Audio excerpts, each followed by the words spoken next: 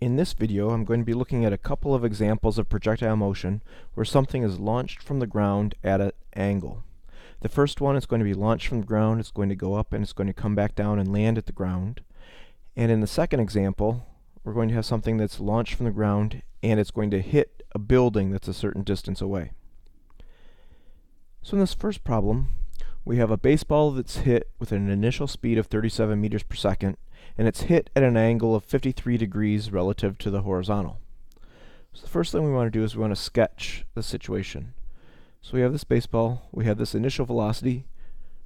The initial velocity is 37 meters per second, and this angle is 53 degrees.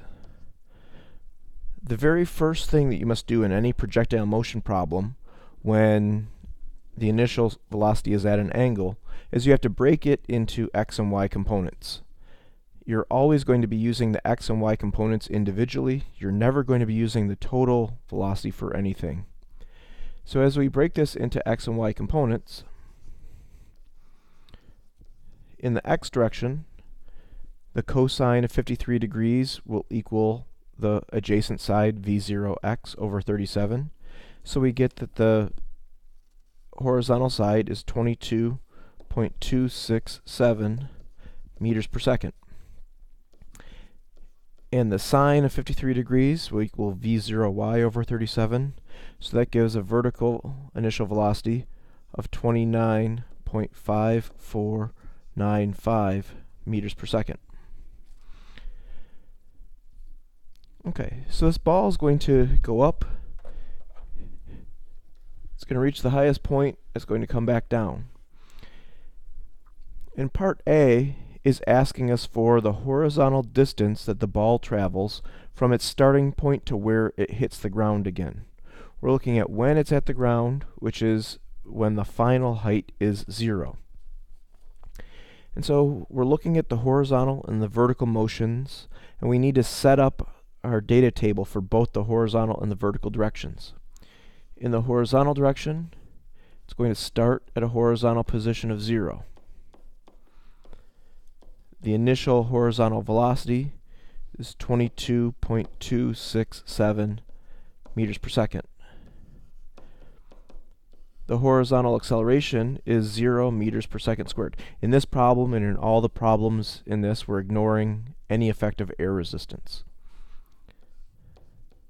And if that acceleration is 0, that means that the x component of the velocity at any time is 22.267 meters per second as well.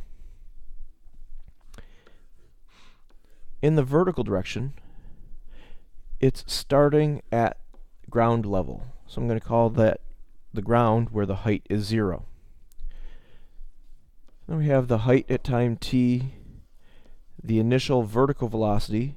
We just found that was 29.5495 meters per second.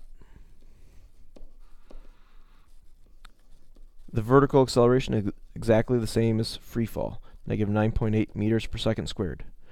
The vertical motion is going to be completely identical to the vertical motion of something in free fall.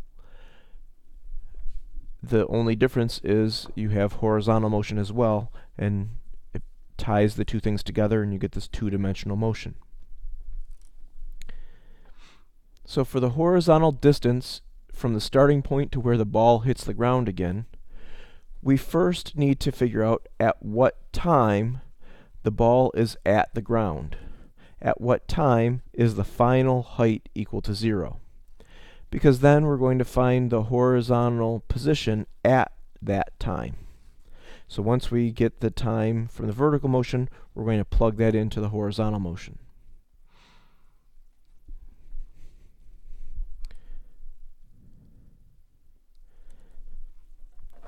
So we're going to look at the equation that relates position and time. So we're first going to find the time to reach the ground. Find the total time that's in the air.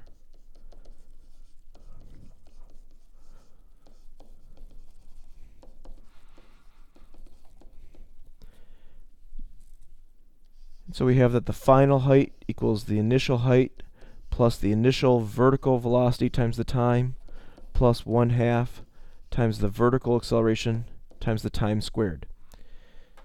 Again, as we're doing this, we're only using the vertical quantities. We only look at the vertical component of the initial velocity, the vertical acceleration, the vertical heights. So we have that the final height of 0 equals the initial height of 0 plus 29.5495 meters per second times t plus 1/2 negative 9.8 meters per second squared times t squared. And so we need to solve this for t. So we have 0 equals 29.5495 t. A half times negative 9.8, that's negative 4.9 t squared. So to solve this, I'm going to factor out a t on the right-hand side. So I have 0 equals t times the quantity 29.5495 minus 4.9 t.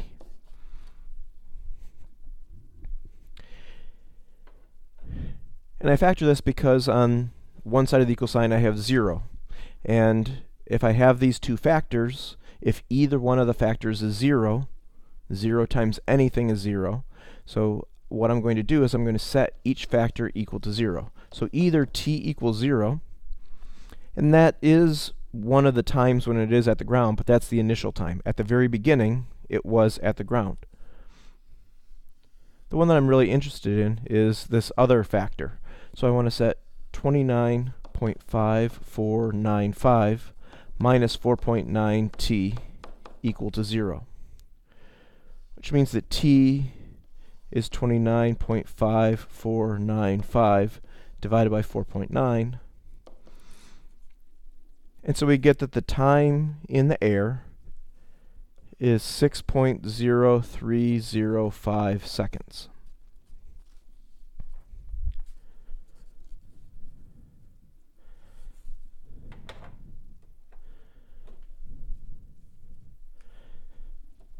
So it is at the ground again when the time is 6.0305 seconds. So I'm able to use that in the horizontal direction as well, 6.0305 seconds. So to find the horizontal distance it travels, I want to know what is the horizontal position at the time 6.0305 seconds, which is the time when it's at the ground again.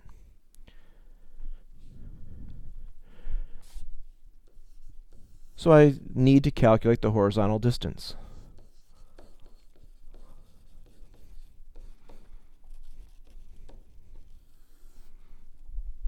To do that, I'm going to look at the horizontal position as a function of time, which is x equals the starting position x0 plus v0x times t plus 1/2 ax times t squared. But important thing, if we look up what we said, the horizontal acceleration is 0. And so since that's 0,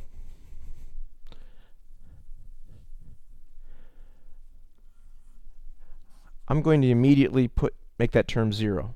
A common mistake is to use the vertical acceleration. So I want to put this in here, so 1/2 ax times t squared,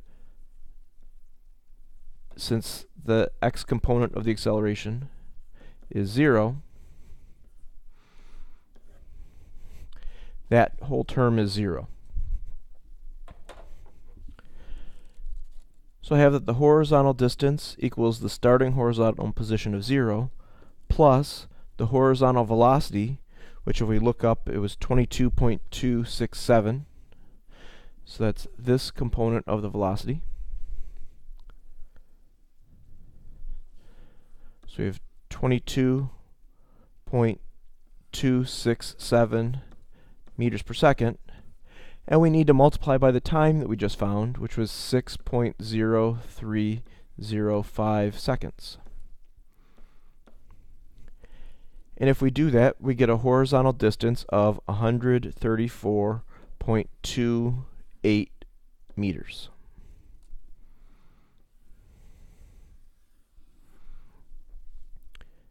So this is our answer to part A. Part A says find the horizontal distance from the starting point to where the ball hits the ground. And so it traveled 134.281 meters.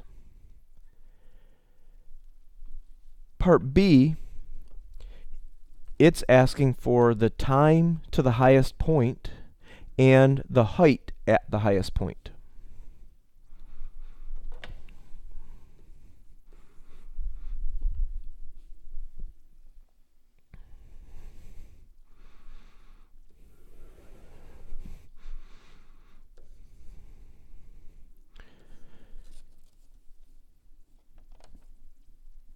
So again, I'm going to rewrite these columns. So the initial horizontal position is 0.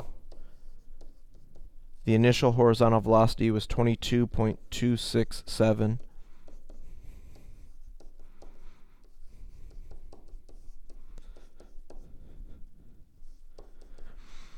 And in the vertical direction, again, it's starting at a height of 0. The initial vertical velocity was 29.5495 meters per second.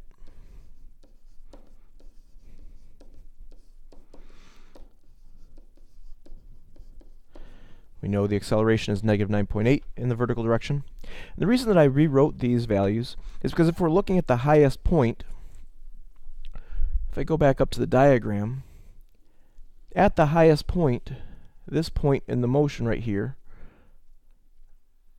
the only velocity is in the x direction.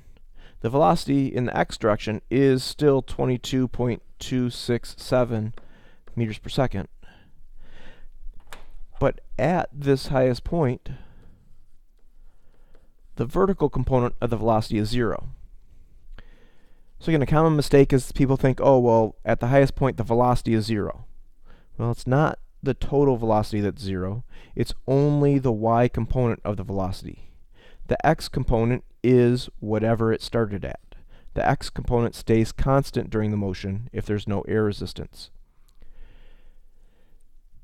So this is a different situation than we were looking at in part A, which is why I rewrote everything so we didn't confuse the positions and the times and everything from part A. We want to look at what time is the vertical velocity equal to 0 and what is the height at that time. So again, I'm letting this start at the ground, and we're trying to figure out at what time is the y component of the velocity 0 meters per second, and then also what is the height of the object at that time. Again, we can see for both of these things I'm only looking at the vertical motion. So to find the time to the highest point, I'm going to look at velocity as a function of time.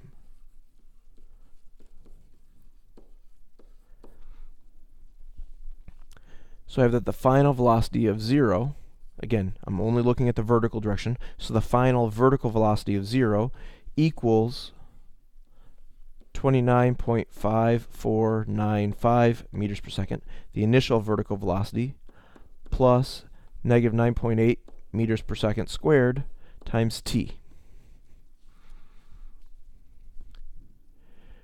So if I solve for this, the time is 29.5495 divided by 9.8, which is 3.0153 seconds.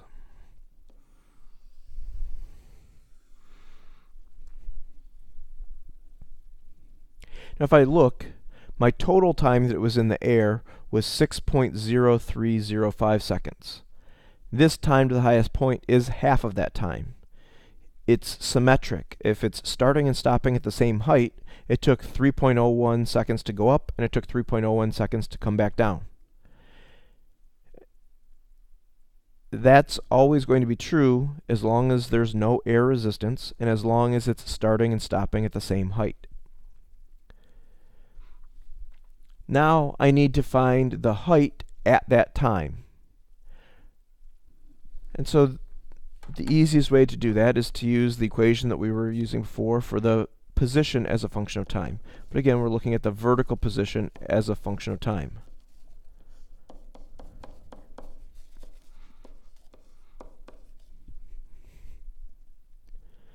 So we have that the final height y equals the initial height 0 plus 29.5495 times 3.0153 plus 1 half negative 9.8 3.0153 squared.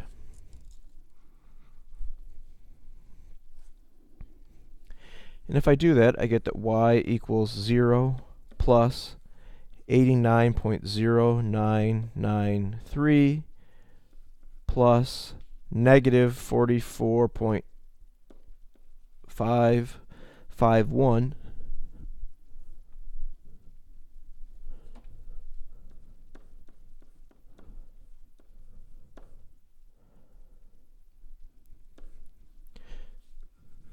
So if I add those together, I get my final height is 44.5483 meters. So it took 3.015 seconds to reach the highest point, and at that time, the object is at a height of 44.548 meters.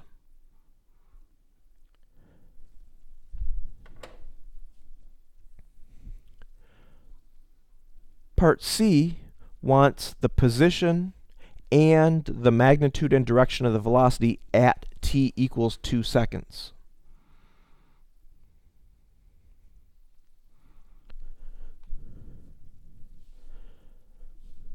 So again, I'm looking at a different time. So whenever I'm looking at a different time or different point in the motion than a previous part, it helps to go back and rewrite the values.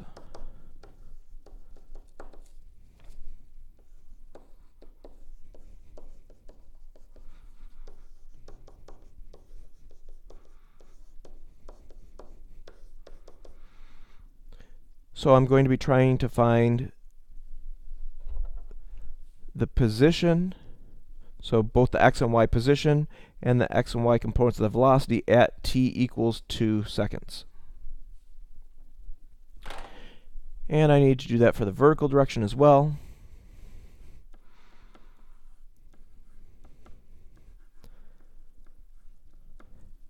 It's the same value that I had before. The initial vertical velocity is 29.5495.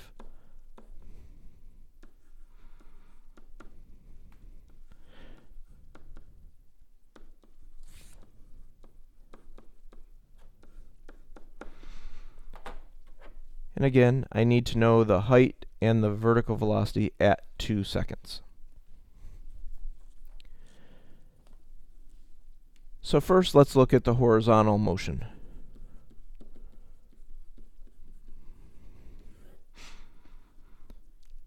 Let me first calculate the horizontal position at 2 seconds.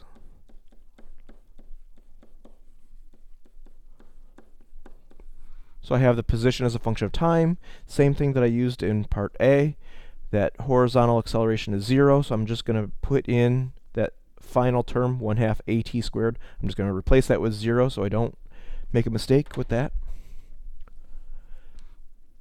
So I have that x equals 0 plus 22.267 meters per second times 2 seconds. And so I get a horizontal position of 44.534 meters.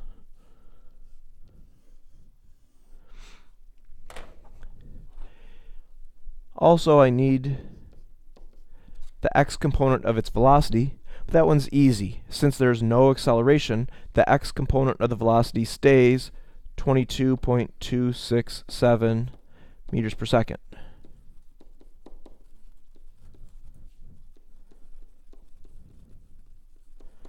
Again, the horizontal acceleration being 0 means that the horizontal velocity stays constant. In the vertical direction, I can look at the height at 2 seconds.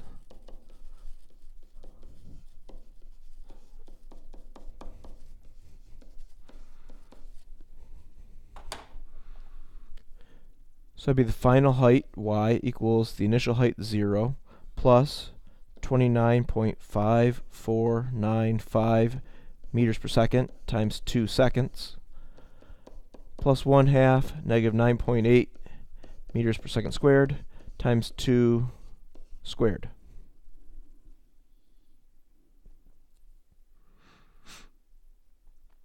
And so if I calculate that, I get that the height at 2 seconds is 39.499 meters.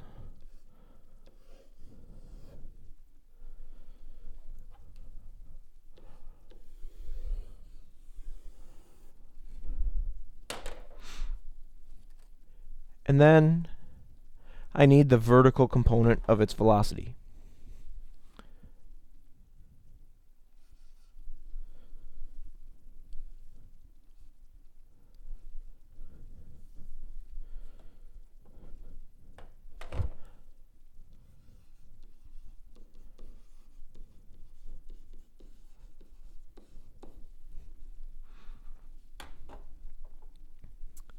So I have that the vertical component of the velocity equals the initial vertical velocity, 29.5495 meters per second, plus negative 9.8 meters per second squared times 2 seconds.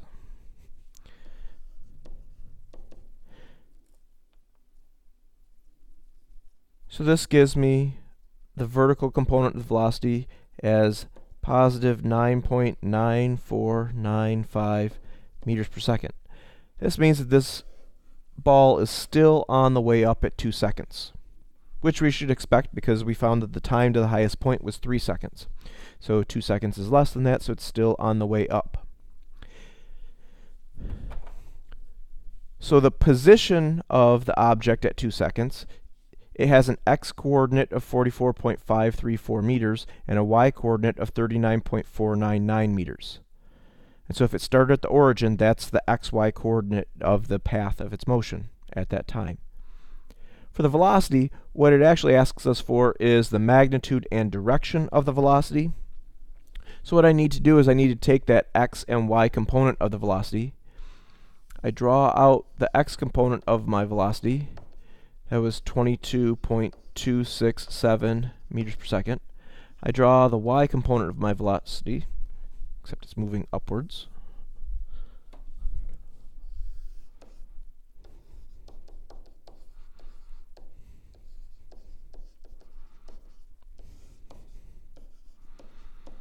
The y component was 9.9495 meters per second. So the magnitude of the velocity, or the speed, is this hypotenuse. It would be the square root of 22.267 squared plus 9.9495 squared. And so this magnitude is 24.3887 meters per second. This would be the magnitude of the velocity or the speed of the object at 2 seconds.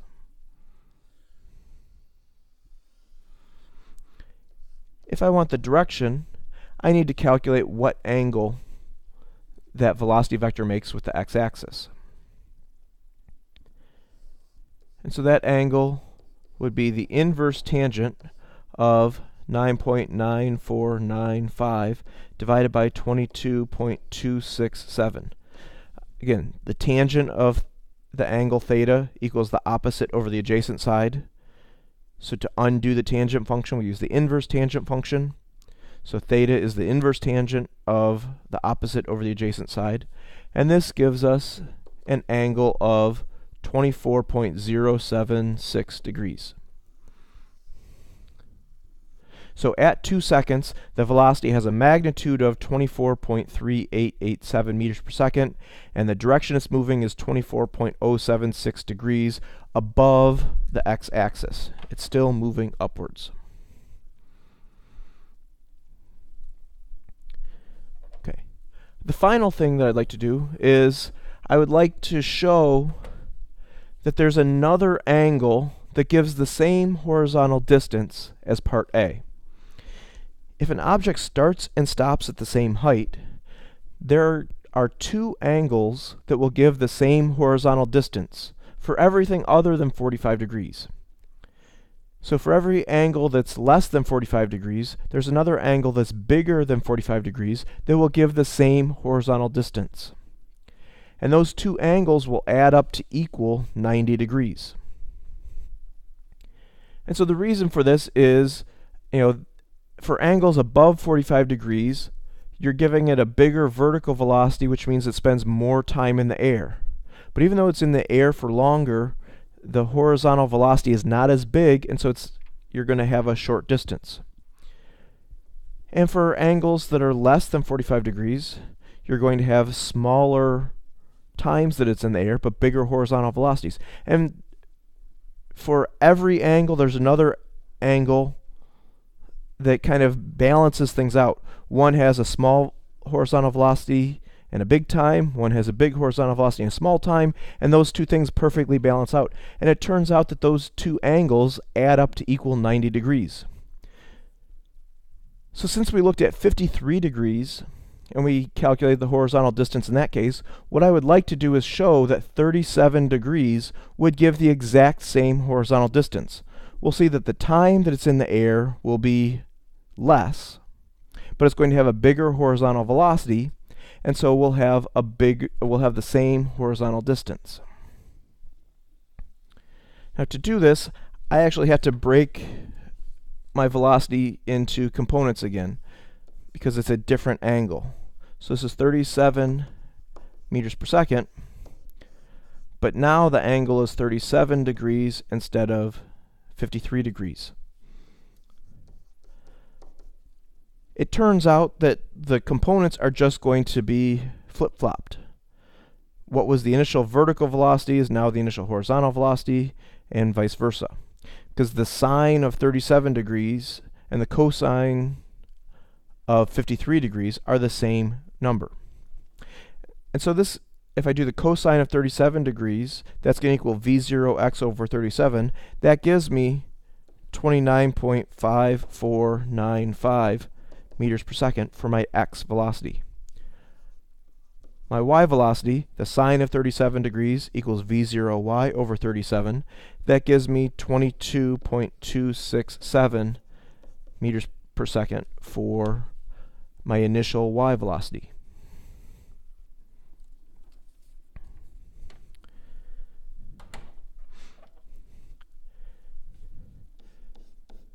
And so the starting horizontal position will be 0. The initial horizontal velocity will be 29.5495.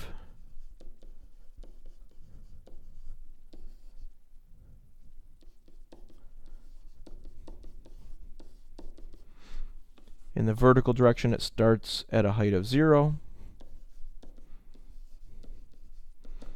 The initial vertical velocity is 22.267 meters per second. The vertical acceleration is negative 9.8 meters per second squared.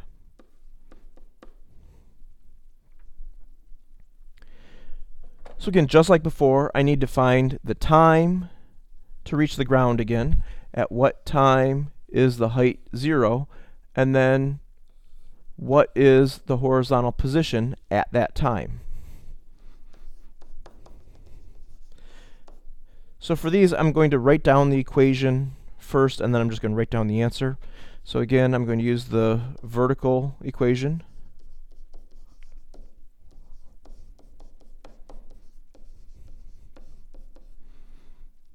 So I have 0 equals 0 plus 22.267 times t plus 1/2 times negative 9.8 times t squared. Again, I'd factor out a t. I'd set the two factors equal to 0. This gives me t equals 0. Or the other answer is that t equals 4.544 seconds. Again, this is an angle that's less than 45 degrees, so this should be a shorter time than we had for the angle that was bigger than 45 degrees. Before we had 6.03 seconds, now we have 4.54 seconds. Again, if you're not sure of the steps on finding the time, go up to when we looked at part A. We're doing part A again. Everything is exactly the same. It's just with these new components. And then I need to find the horizontal distance.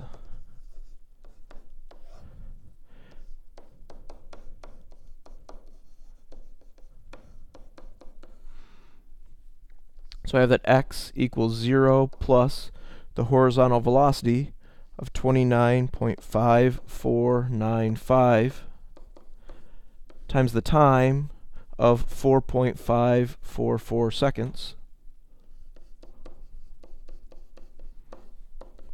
And if I multiply those together, I get 134.28 meters.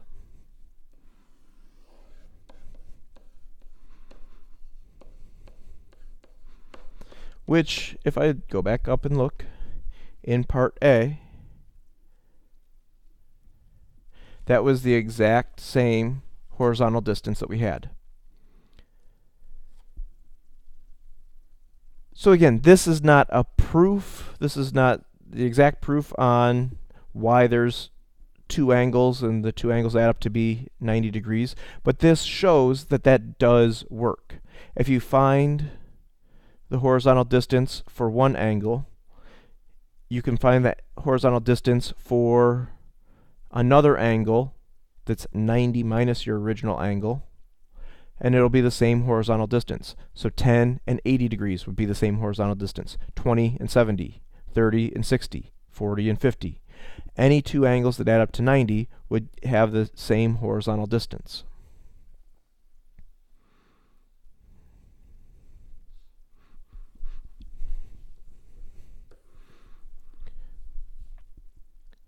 Okay, the second problem we're going to look at is a much shorter problem. In this one, we have a physics student who is upset about the fact that he's got to take his final exams. And to release some of his frustration, he takes a slingshot and he launches water balloons towards the building next door. The building is 13.8 meters away horizontally. And he launches these water balloons with a speed of 21 meters per second at an angle of 37 degrees with the horizontal. So these balloons are going to go up and they're going to hit the building, and we're going to be trying to find how high up the building it hits. How much time does it take to reach the building, and how high up the building does it hit? I'm going to draw this a little bit bigger, but the first thing is I need to take that 21 meters per second and the 37 degree angle, and I need to find V0x and V0y.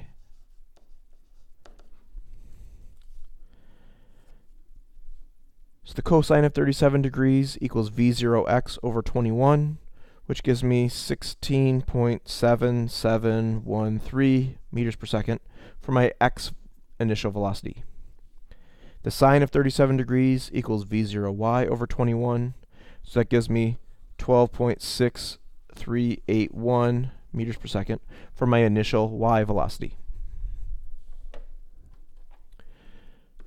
So I'm going to set up my horizontal column.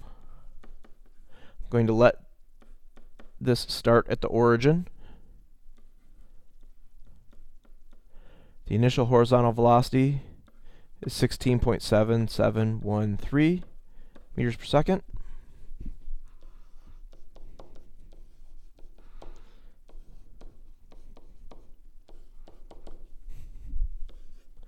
In the vertical direction, again, having it start at the origin, so it starts at 0, 0. The initial vertical velocity is 12.6381 meters per second.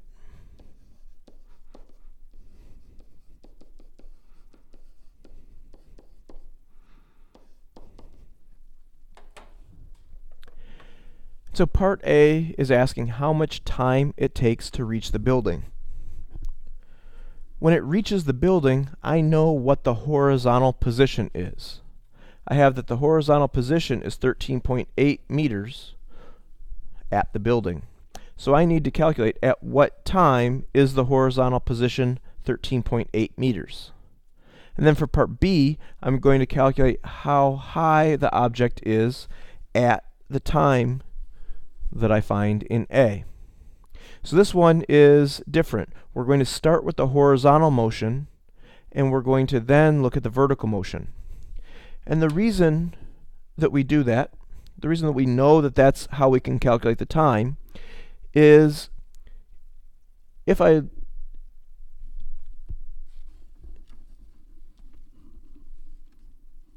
look at this, I always write the starting position, the ending position, and the starting velocity. Those are the first three things that I have in my column. And if I know those first three things for either one of the motions, I'm able to use that motion to calculate the time. If I look at the vertical motion, I don't know each of those three things.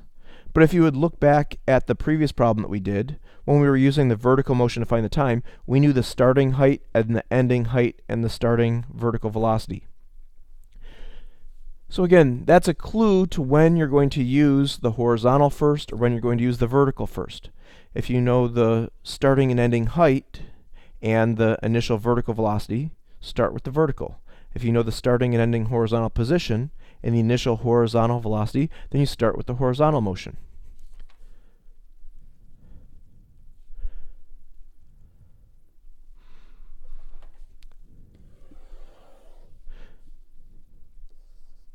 So in the horizontal direction, I have that x equals x0 plus v0x times t. And since the horizontal acceleration is 0, my third term, 1/2 at squared, is 0. So I have 13.8 meters equals 0 meters plus 16.7713 meters per second times t. And so my time is 13.8 over 16.7713. So my time to reach the building is 0.82283 seconds.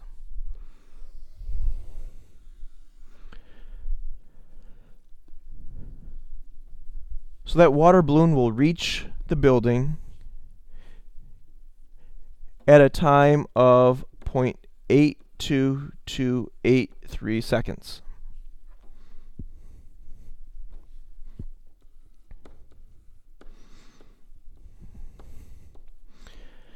So then for part B, I want to calculate what is the height at that time. So again, I calculated the time in the horizontal direction. I plug that time into the vertical motion. I'm going to calculate the height at that time.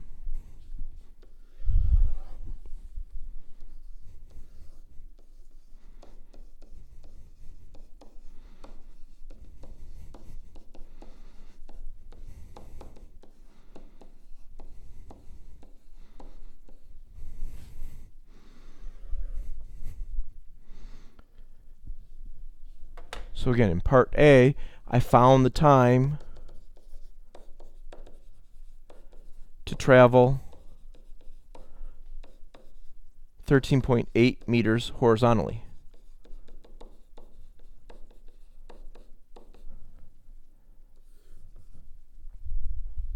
In B, I'm finding the height at that time that we just calculated. So we have that y equals the initial height plus the initial vertical velocity times t plus 1/2 times the vertical acceleration times the time squared.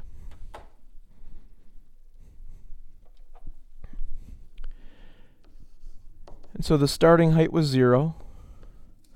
The initial vertical velocity is 12.6381 meters per second. So if I go back and look, that's the vertical velocity that I have in this column. So it's 12.6381 meters per second times 0.82283 seconds plus 1/2 times negative 9.8 meters per second squared times 0.82283 seconds, that quantity squared. And again, if I multiply all this out and I calculate my height, I get a height of 7.0814 meters. So this water balloon that's launched 13.8 meters away from the building at 21 meters per second, it took 0.8 seconds, 0.822 seconds to get to the building, and it hit the building 7.08 meters up. Again, there are other things that you could be asked on this. You could be told, instead of a building, maybe I have a wall that's 5 meters tall, and that wall was, again, that same distance away. And I could be asked, does the ball or does the water balloon go over the wall or not? And with this, I would see that 7.08 meters is bigger than the 5 meters, so it would clear the wall. Or maybe the wall is 10 meters tall, so this would hit, a little under 3 meters from the top of the wall. Other things you could find, you could be asked things like, what are the horizontal and vertical components of the velocity when it reaches the wall? You would do exactly what we did in the last problem. You would just calculate Vx and Vy at the time of 0.822 seconds. All of those things are very similar, and so even though at first this problem looks a little bit different than the last one because it doesn't start and stop at the ground, the idea is the same. You look at your initial horizontal and vertical velocities, you fill in the given quantities, and you look and see whether you can look at the horizontal or the vertical motion first. Often you're calculating the time first and then going in and plugging that time in. Again, this allows you to do a wide range of problems.